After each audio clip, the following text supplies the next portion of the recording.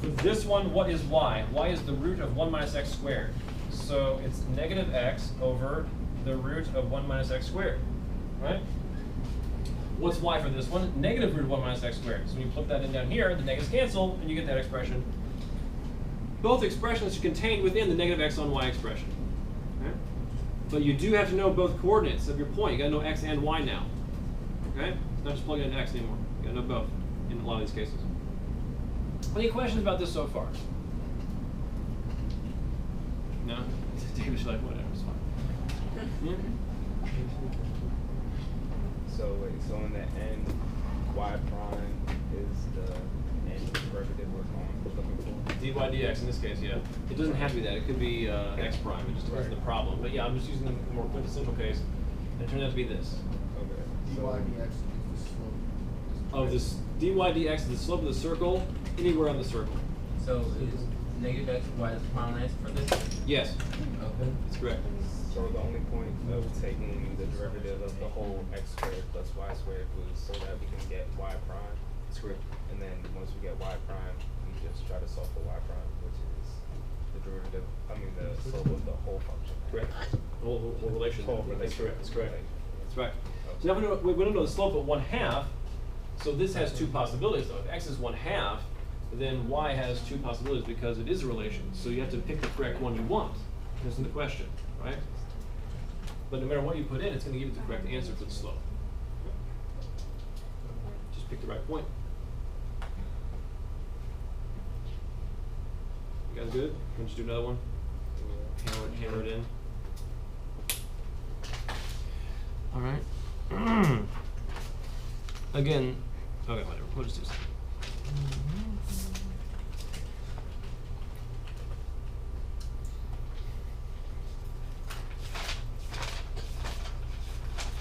Number 7.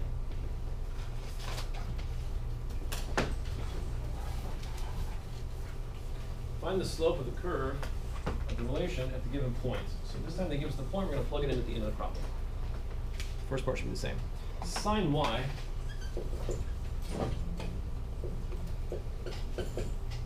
equals 5x to the 4th minus 5. There's the relation. Y is stuck inside a sine function, and you have a polynomial in x on the right-hand side. We want to find the slope of the curve at the given point. The point is 1 comma pi. So what that means is 1 comma pi should satisfy this particular equation. Yeah, it does. 0 equals 0. All right, so I got to find dy dx. They tell us this notation in the problem. It says find dy dx with that notation. So we need to take the derivative of both sides with respect to x, right? There's our operator. That's what we need to apply to this problem. Okay? What do they tell you to find? The operator on that thing is what you need to apply to your problem. Wait, how do you decide? They said. Oh, they said. That says this in the problem. Yep. Okay. If it said find dx dt, we do something else. Right? Okay. Right? So we need to apply d dx to both sides. D dx of sine y equals d dx of our polynomial. The right hand side is easy. It's all in x. So therefore it is the standard derivative because I'm differentiating with respect to x. Right? So it should be 20x. Agreed? Mm-hmm. Right hand side 20x. To the third. Alright. Sine y though. You take the derivative of sine y with respect to x. So again, the way to think about it is that the function y has been put inside the sine function. So it is a chain rule.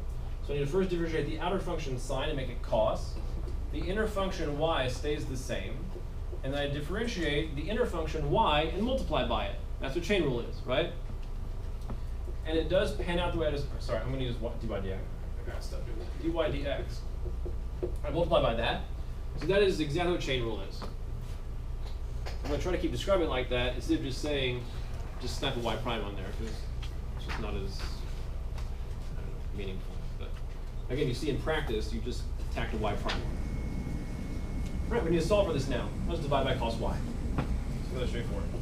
So dy dx is the ratio of 20x cubed over cos y. And again, you have both variables in your derivative, which is to be expected in these problems now. We want to find this at 1 comma pi. So dy dx at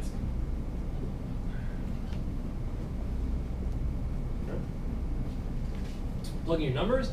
So this equals 20 times 1 cubed divided by cos of pi, right? X is 1, y is pi. So just plug them in. Same as you did before when you plugged in only x. Just got an extra variable to substitute in for. So what's cos of pi? -1. All right, so the answer is -20. So this particular strange looking relation has a slope of -20 right when you hit the point 1 pi. What if you want to find the equation of the tangent line now? You can simply take y equals mx plus b. Again, that's the more standard problem. You have your slope, plug that in. Y equals -20x plus b. Plug in your y and your x. So pi equals -21 plus b. So pi plus 20 is b. So now you know that the formula for your tangent line is -20x plus pi plus 20 if you had to find it, right? Same thing we did before. That's exactly the same, right? No different if you had to find the tangent line.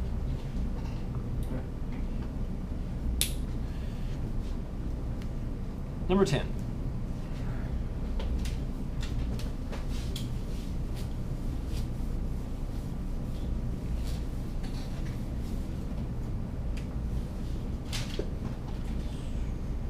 Tan x times y equals x plus y. And these products of x and y are fairly common in these problems, so try to follow this. At the point 0, 0, find the slope of the curve, the relation at 0, 0. Apparently it goes to the word. Is this, so we're finding that this can't be used for a higher function, so is that point then? Or- Say it one more time, could not be used? So the equation we're using right now, the function we're using right now, that we're finding the slope for a certain point, or is that That's just right. 2 points we plug in, and we take two? No, we are finding the slope at 0, 0. Now, when you've worked through this, right, you've got this expression. This is the slope of this relation anywhere. Okay, that's. And then they chose 1 pi for you to plug in and find that one location. Okay. And there could be different values, right? It could be 1 pi and 1 something else, right? It could be an infinite number of points aligned with the x value of 1. Before we had a function, you only had 1 point to deal with.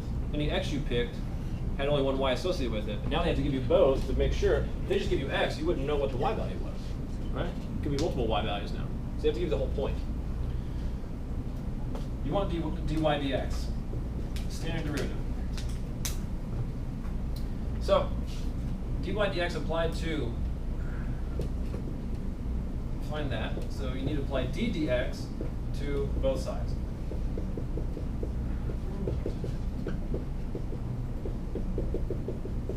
Okay. So on the left-hand side is a composition. You've got xy put inside tan function.